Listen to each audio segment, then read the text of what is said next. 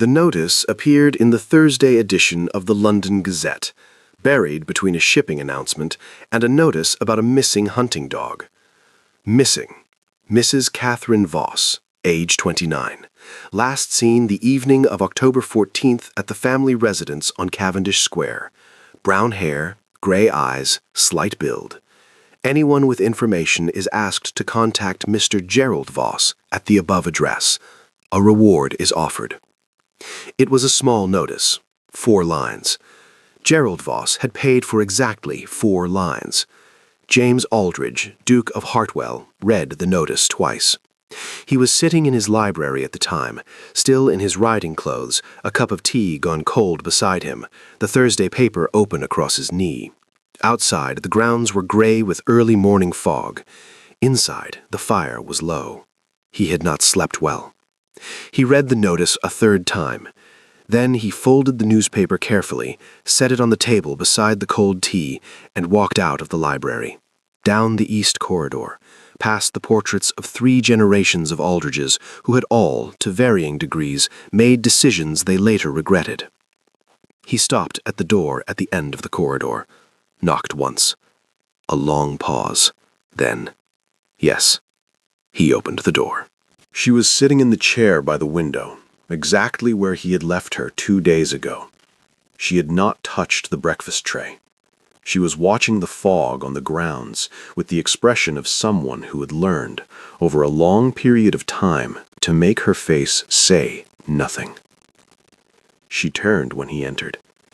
He held up the folded newspaper. Her eyes went to it. Something moved across her face, fast, controlled, gone. "He's looking for you," the Duke said. "I know," she said. A silence. "The notice is small," he said. 4 lines. She turned back to the window. "That sounds right," she said quietly. He stood in the doorway for a moment, the newspaper in his hand, the fog on the grounds, the untouched breakfast tray. Then he stepped inside and closed the door behind him. Because the notice was 4 lines, and Gerald Voss had offered a reward, and James Aldridge, Duke of Hartwell, had not yet decided what he was going to do about any of it, but he had closed the door. Catherine Voss, née Hartley, had been 26 when she married Gerald. She had not wanted to. This is important to say plainly, because the rest of the story makes more sense when you understand that she had known, standing at that altar, that she was making a mistake. She had known it the way you know a storm is coming, not from evidence, not from reason, but from something older than both. Her mother had said, "He is a good match." Her father had said, "He is a wealthy man." Her own reflection in the mirror that morning had said nothing. It had simply looked back at her with gray eyes that already knew. Gerald Voss was not a violent man. This is also important to say, because the women in the pews at church, the ones who nodded at Catherine on Sunday mornings and asked after her health, they would have said, "Gerald Voss? No. He is a respectable man, a good husband. Look how well she dresses." And she did dress well. Gerald was particular about that. He was particular about many things: what she said at dinner, who she spoke to at gatherings, whether she laughed too loudly, sat too long with one person, asked too many questions of the wrong kind. He kept a careful account of her mistakes, not in a book, but in his voice, in the way he looked at her across a room, in the silences that followed certain sentences. 3 years of this. 3 years of being managed like a property that needed to maintain its value. She had not planned to run. That is perhaps the most honest thing that can be said about the night of October 14th. There was no grand scheme, no packed bag waiting under the bed, no carriage arranged in secret. There was only Gerald's voice, finally saying the thing he had been building toward for 3 years, and Catherine standing very still in the drawing room, and something inside her going quiet in a way that felt permanent. She had walked out the front door. She had not taken her coat. It was a cold night. She had walked for a long time without knowing where she was going, and then, because the human body eventually makes decisions the mind is too exhausted to make, she had stopped. She had stopped at the edge of the Hartwell grounds. She had looked at the gate. She had not known the Duke of Hartwell, not really. They had met twice, at a dinner, at a funeral. He had said very little both times.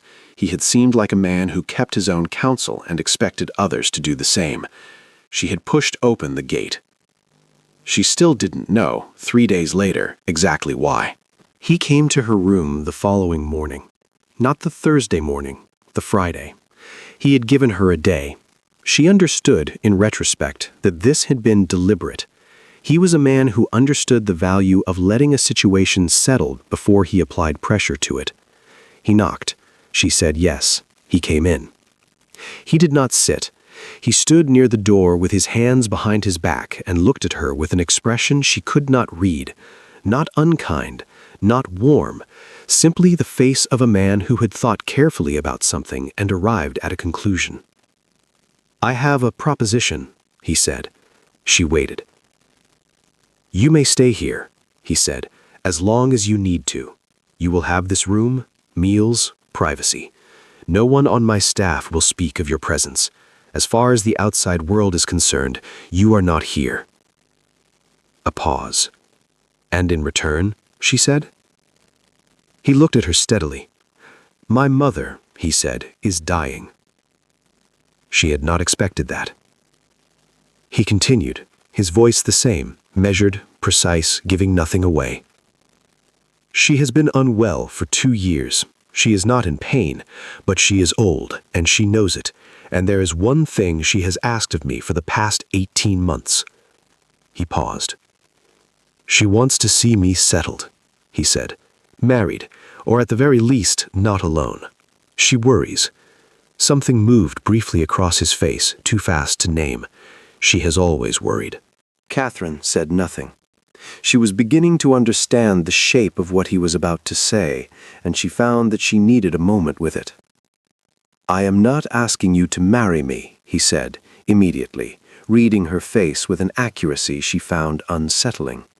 "I am asking you to have dinner with her, twice a week, perhaps 3 times, to speak with her, to be present in the house in a way that she can see."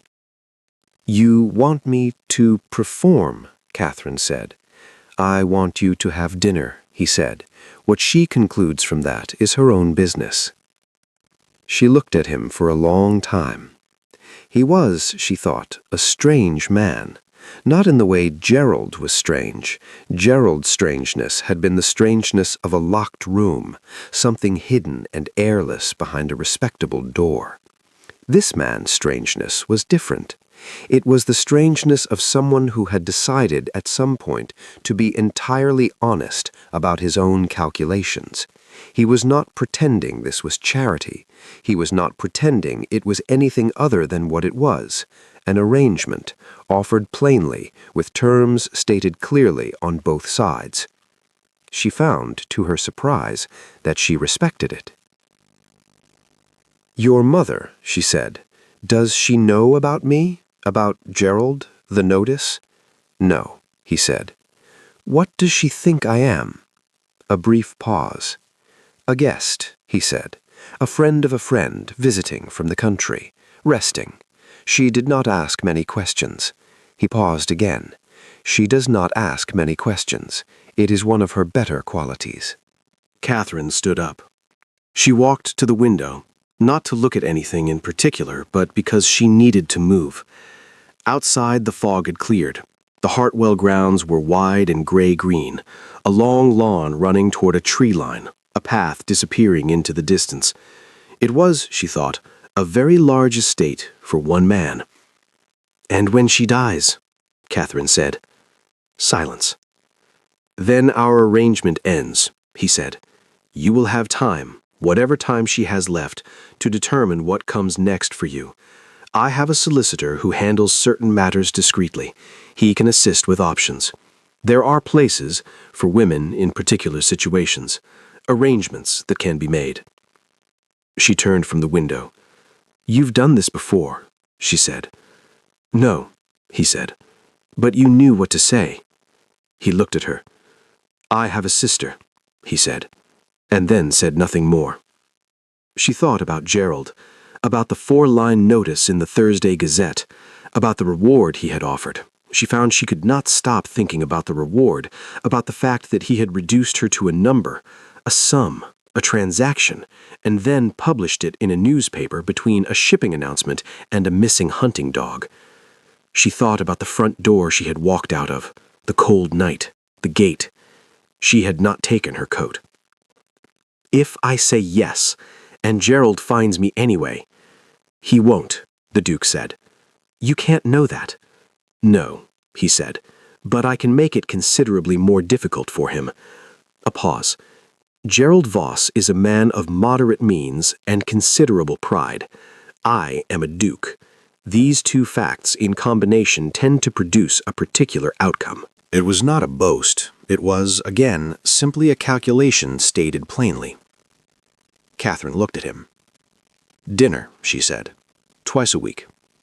"Perhaps 3 times," he said. "She likes company." "And you will tell no one?" "I will tell no one." She looked out the window once more.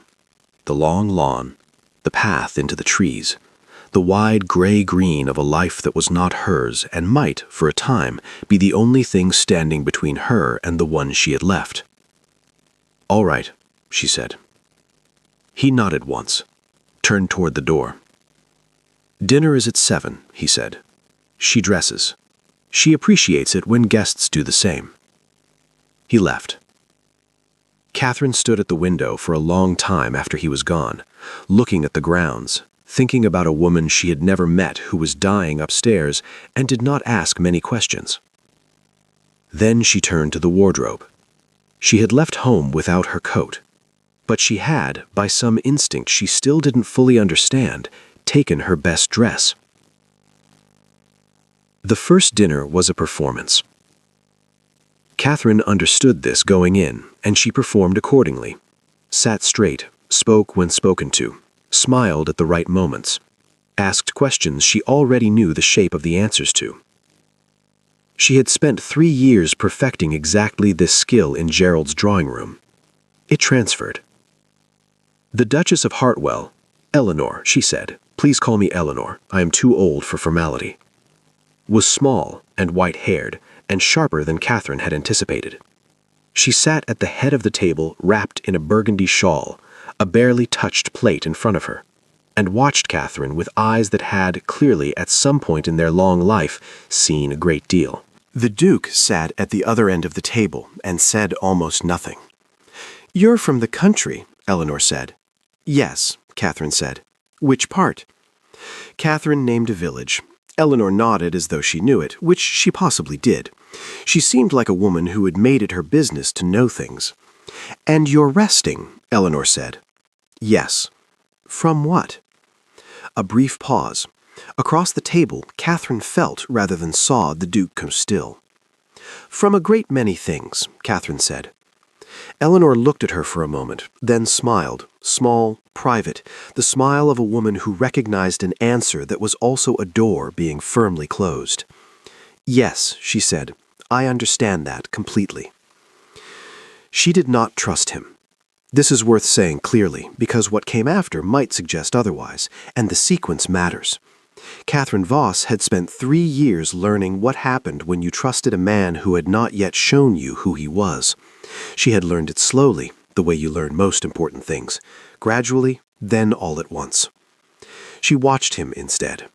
She watched him with his staff, the housekeeper, Mrs. Reed, who had clearly worked for him for a long time and spoke to him with the ease of someone who had survived various versions of him. The groundskeeper who knocked on the library door one morning and reported something about the east fence, and to whom the Duke listened with full attention before asking 2 precise questions and giving 1 clear answer. The young footman who dropped an entire tray of glasses in the entrance hall and stood in the wreckage looking as though he expected to be dismissed on the spot. The Duke had looked at the broken glass. then at the footman. "Are you hurt?" he said. The footman blinked. "No, Your Grace." "Good," the Duke said. "Get someone to help you clear it," and walked on. She had been coming down the stairs when it happened. She stood on the landing for a moment after he had gone, looking at the footman who was still standing in the broken glass with an expression of profound relief. She filed this away. She was filing a great many things away. The days had a shape she had not expected. Breakfast alone, in her room or in the small morning room off the east corridor. Mrs. Reed had made this available to her without being asked, which Catherine suspected was not an accident. The mornings were her own. She read. There were books, a great many books, and no one suggested she read particular ones or avoid particular ones. She walked in the grounds when the weather allowed. She thought. She had not, she realized, been allowed to simply think for 3 years. In the afternoons, she sometimes heard the Duke in the library. Not words, just the occasional movement, the sound of a chair, once the distant sound of something being set down harder than intended, followed by a long silence. She did not knock. He did not knock on her door. They moved through the same house like two people who had agreed, without discussing it, to give each other a wide berth. Dinner, twice, sometimes 3 times a week, with Eleanor. The rest of the time, nothing. An absence of demand that felt, at first, deeply suspicious, and then, slowly, like something else entirely. The conversation that changed things was not a dramatic one. It was a Tuesday, late afternoon, the light going gold across the library floor. She had come to return a book, knocked, heard yes, entered. He was at his desk. Papers, ledgers, the business of being a duke, which seemed to involve a considerable amount of correspondence. She set the book on the shelf. "Did you finish it?" he said. He was still looking at his papers. "Yes." "And?" She considered. "The ending is wrong," she said. He looked up. "Wrong how?" "She goes back to him," Catherine said. "After everything, she goes back, and the author treats it as a resolution, as though return is the same thing as repair." He held her gaze for a moment, not intrusively, not warmly, simply with the same directness he applied to everything, as though he was hearing what she had actually said, not the polite version of it. "No, I don't suppose they had." She nodded, moved toward the door. "There are others, on the 3rd shelf, if you want something with a better ending." She stopped, turned. "Do they exist, books with better endings?" He thought about this with apparent seriousness. "Some of them," he said. "You have to look." She began to eat breakfast downstairs. Not a decision exactly. One morning she simply came down and sat at the table in the morning room, and Mrs. Reed brought tea and did not remark upon it. The following morning the Duke was already there. Papers, as always, spread across one end of the table, coffee going cold, the expression of a man in the middle of a thought. He looked up. She sat down. Mrs. Reed brought more tea. They did not speak for some time. This, Catherine found, was perfectly comfortable. She could not remember the last time silence with another person had been comfortable. Gerald's silences had always had a temperature to them, cold in a way that meant something, that required management, interpretation, careful navigation. This silence was simply silence. "The east fence," the Duke said, eventually, without looking up from his papers. "I'm sorry?" "The groundskeeper, last week. The east fence needs replacing. It's a significant expense, and Hargreaves has 3 different opinions about the best approach, all of them contradictory." He paused. "I mention it only because you were on the landing when he came to report it." She stared at him. "You knew I was there," she said. "Yes. And you're telling me this because—" "Because," he said, finally looking up, "you clearly noticed. And you have been trying to work out what kind of man I am for 3 weeks now. I thought it might be useful information." She looked at him across the breakfast table. The papers, the cold coffee, the morning light coming through the tall windows. "That is," she said slowly, "a very unusual thing to say." "Yes," he said. "I've been told that before." He looked back at his papers. The 3rd shelf, Second row, blue cover, better ending. She found the book that afternoon. She did not go back to her room to read it. She sat in the library, in the chair by the window, and read it there. He worked at his desk, she read. The fire went low, and neither of them moved to fix it until Mrs. Reed came in at 4 o'clock, looked at them both, said nothing, and put another log on. It was Mrs. Reed who came to her first. A Thursday morning, earlier than Catherine usually came down.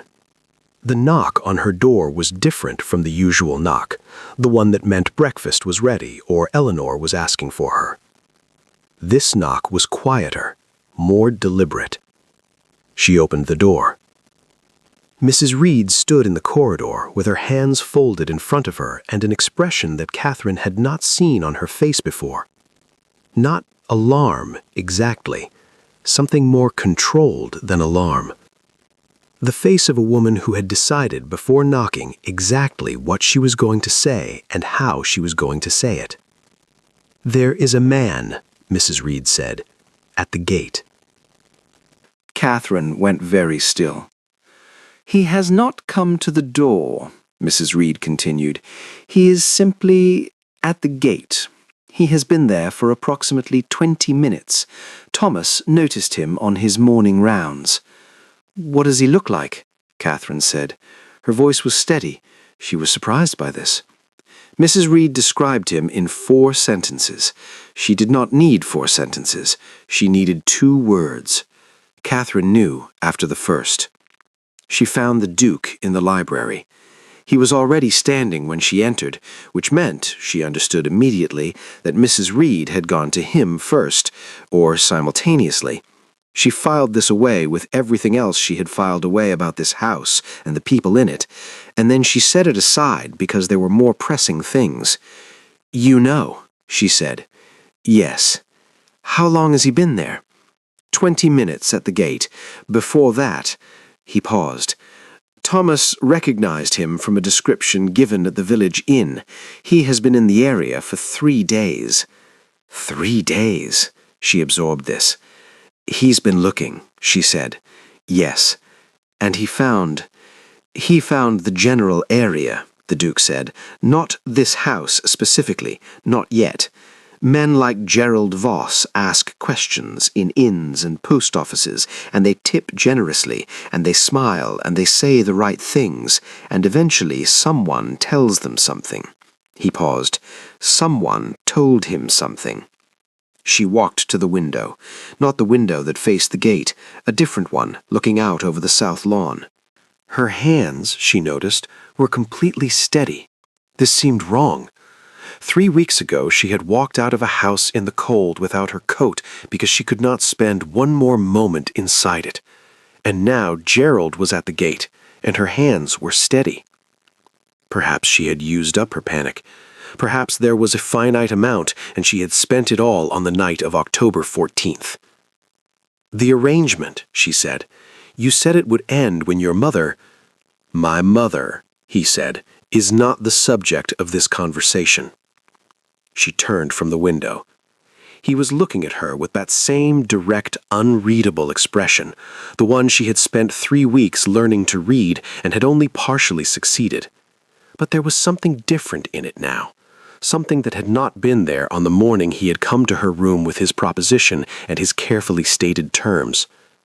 "What is the subject," she said, "of this conversation?" "What you want," he said. "Not what is practical, not what is possible, not what the law says or what society says or what Gerald Voss says by standing at my gate for 20 minutes. A pause. What you want." She stared at him. "I want," she said carefully, "to not be at the end of whatever Gerald intends to do when he finds me." "That is what you don't want," he said. "It is not the same thing." The silence that followed was a different kind of silence from the ones they had built over 3 weeks of breakfasts and library afternoons. Those silences had been comfortable, easy. The silence of 2 people who had, without agreeing to it, stopped performing for each other. This silence had weight. "If I send him away," the Duke said, "he will come back. You understand this?" "Yes." "If I tell him you are not here, he will not believe it. Men like Gerald Voss do not accept the word of another man when pride is involved. And his pride," he said, "is very much involved." "I know," she said. "There are two options that actually resolve this," he said. "The first is legal. My solicitor, the matter of grounds, the question of what can be proven and what can be argued. It is slow, it is not certain, and in the meantime you would need to remain somewhere." "And the second," she said. He looked at her. "The second," he said, "is that Gerald Voss comes to this door, and what he finds here is not a missing wife, but a woman who is demonstrably, publicly, and inconveniently connected to a duke, in a way that makes pursuing her more trouble than it is worth." A pause. "Gerald Voss is a man of moderate means and considerable pride. I said this to you once before." "You did," she said. "Pride can be used," he said, "if you know where to apply pressure." She looked at him for a long moment. "You would do this," she said. "Go to the door, speak to him." "Yes." "And say what exactly?" He was quiet for a moment, and then he said, with the same plainness he applied to everything, "Whatever is necessary." Gerald came to the door at 11 o'clock. The Catherine was not in the entrance hall. The Duke had not asked her to leave, she had decided it herself.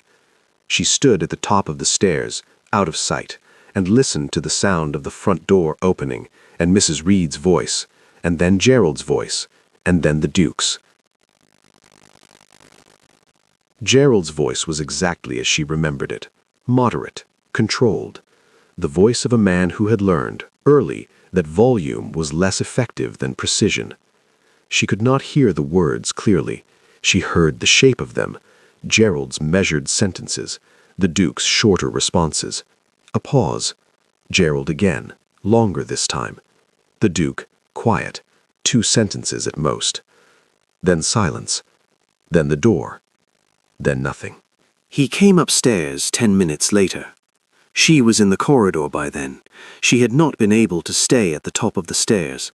She had moved to the window at the end of the hall, the one that looked out over the front drive, and she had watched Gerald walk back down the path to the gate.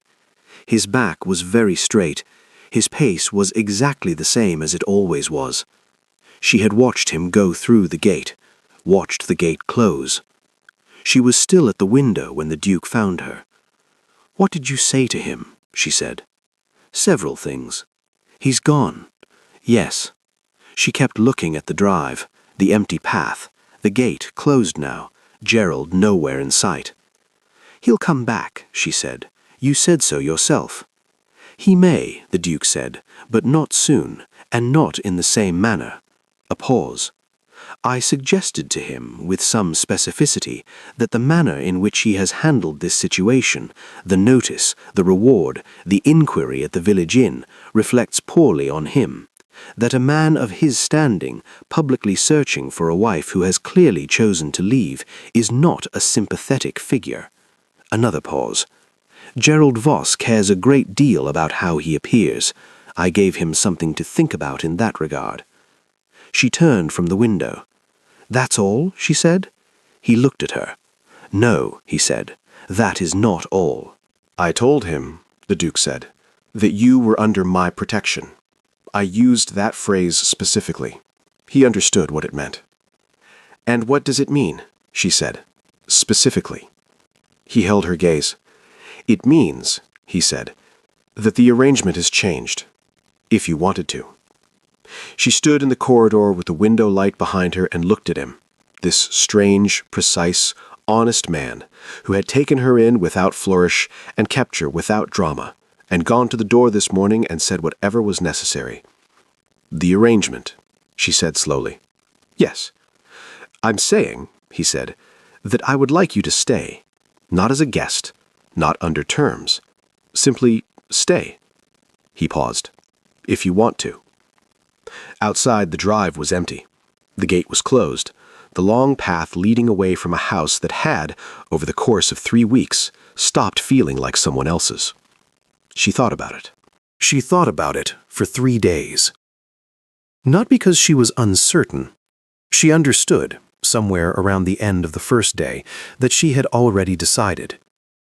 But she had spent 3 years in a house where her decisions were not really her decisions, where what she wanted had been managed and shaped and redirected until she could barely locate it anymore.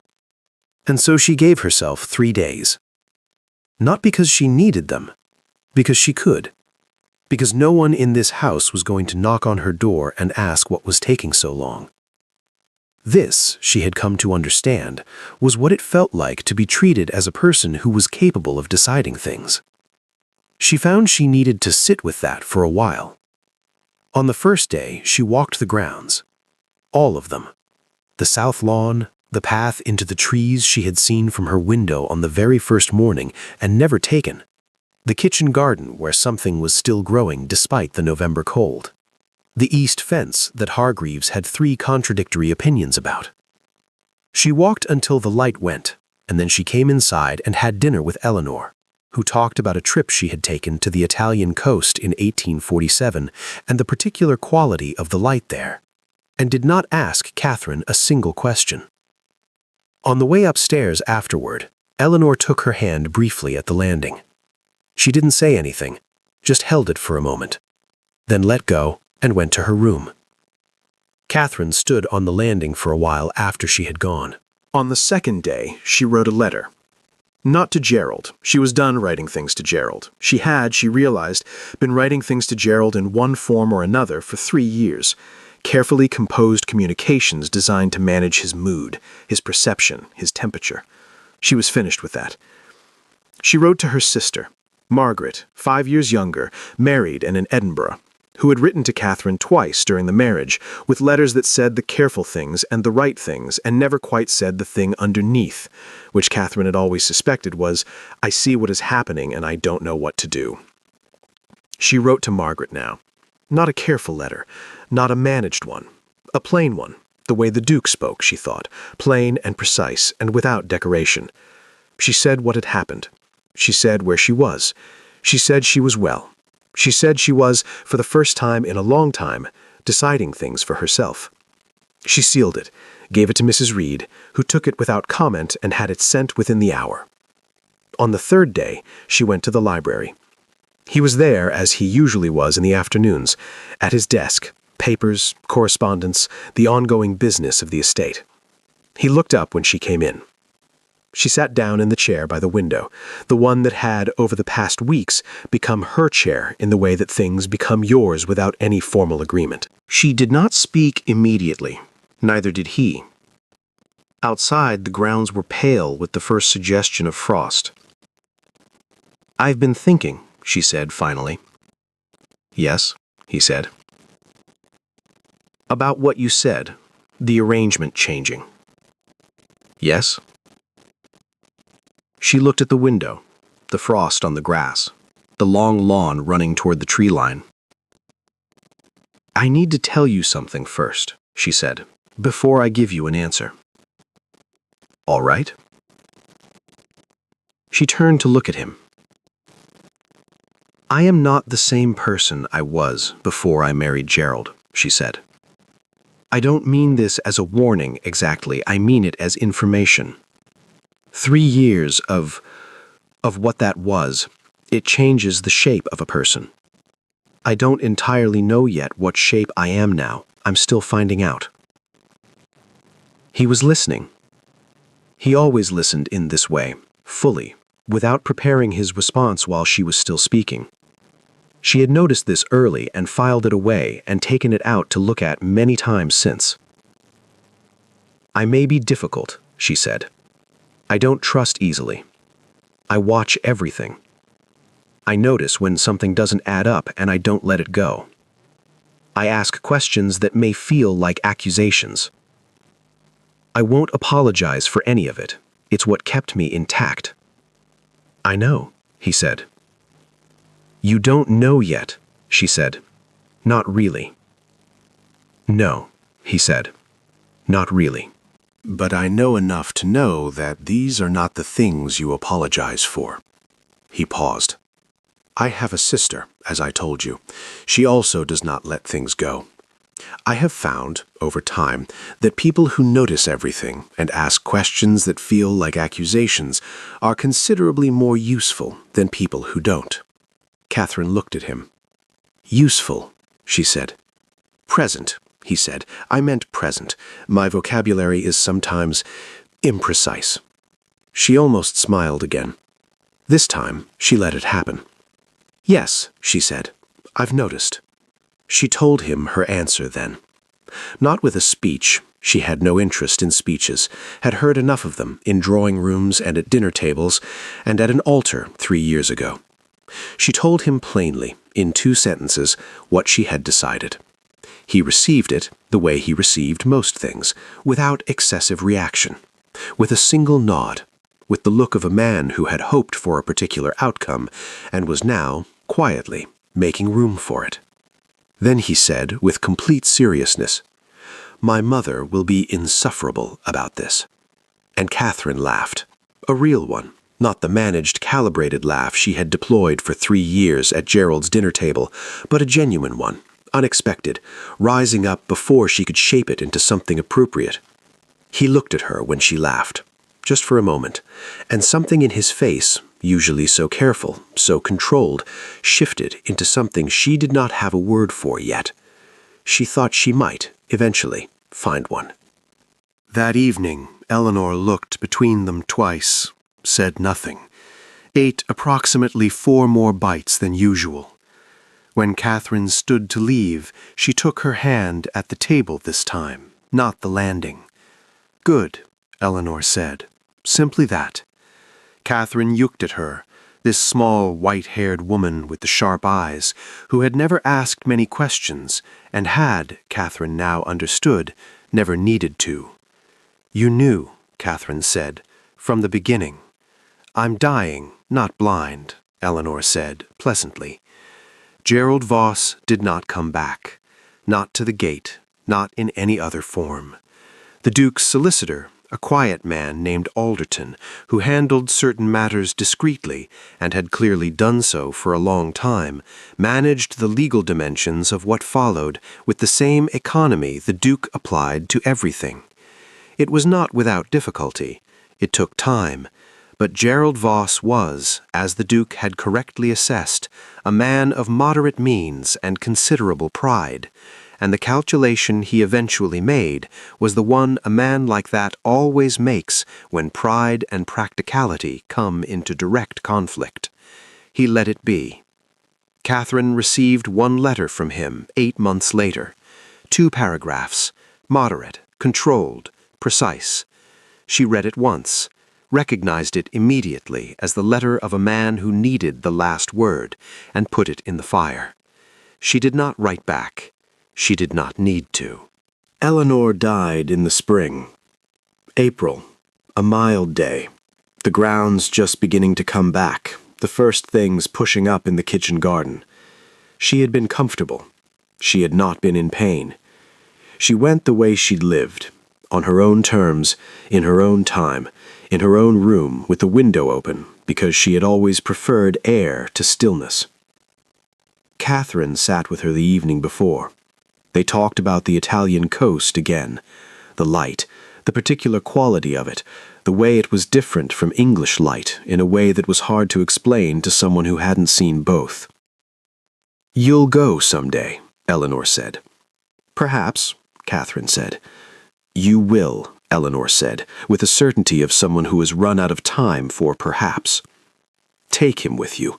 He has never been. He won't admit this is a problem, but it is." Catherine looked at her.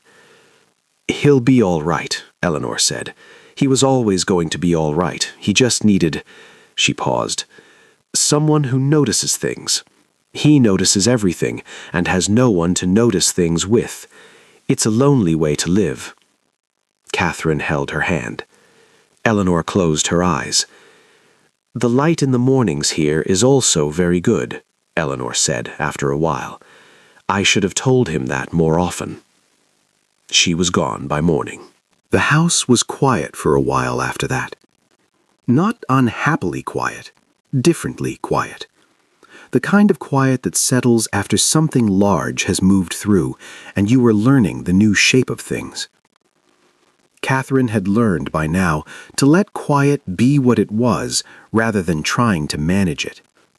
She and the Duke moved through the house. They had breakfast. He worked.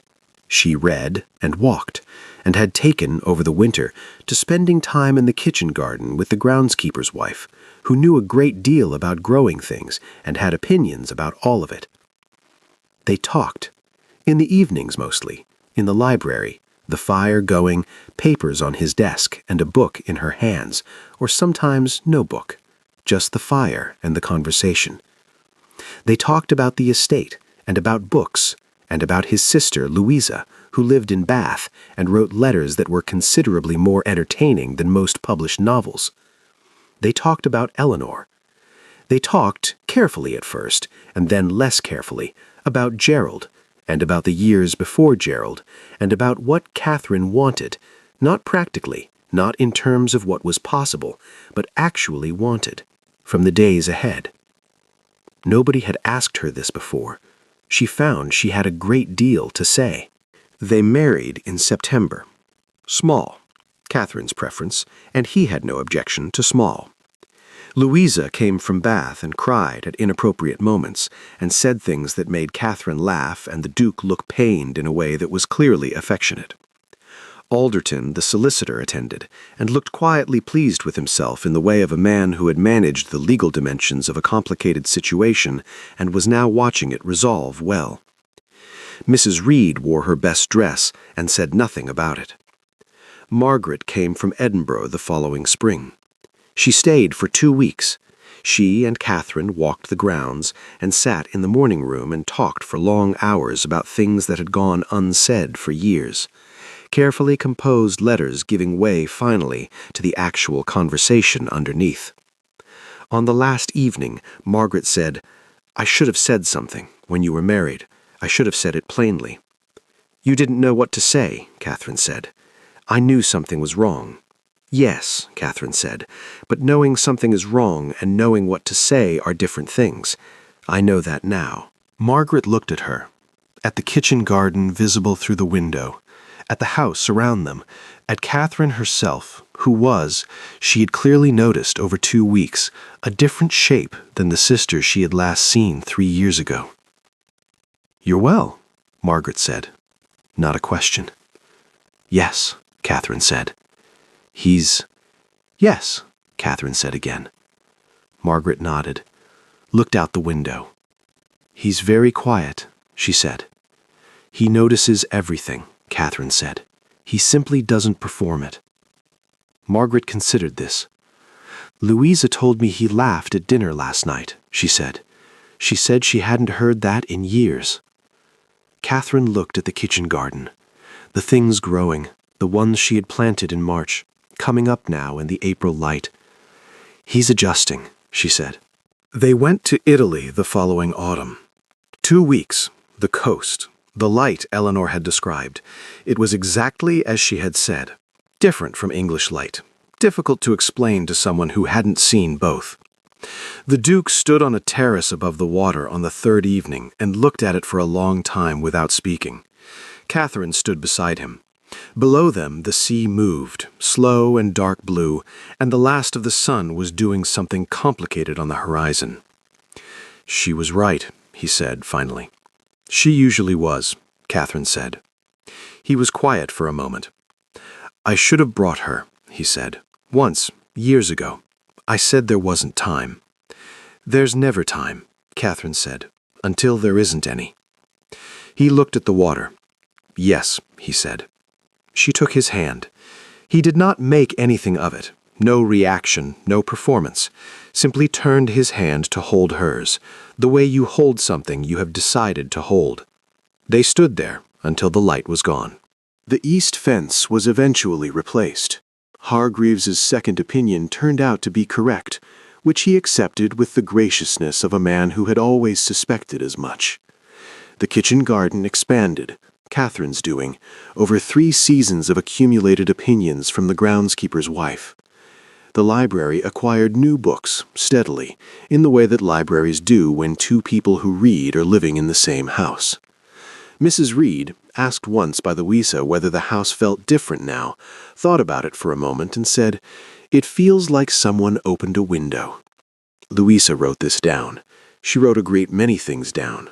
Whether any of it was ever published is another story. Catherine kept no diary.